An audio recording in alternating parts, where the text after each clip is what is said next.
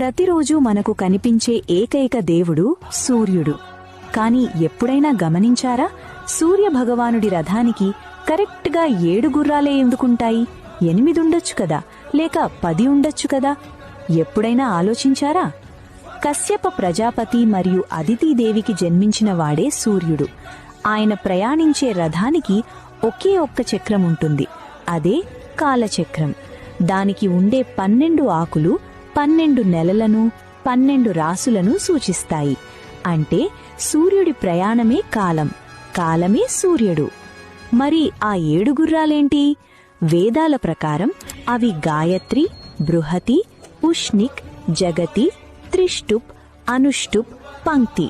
ఇవి సప్త ఛందస్సులు. సామాన్యంగా ఈ 7 గుర్రాలు వారంలోని 7 రోజులను సూచిస్తాయి.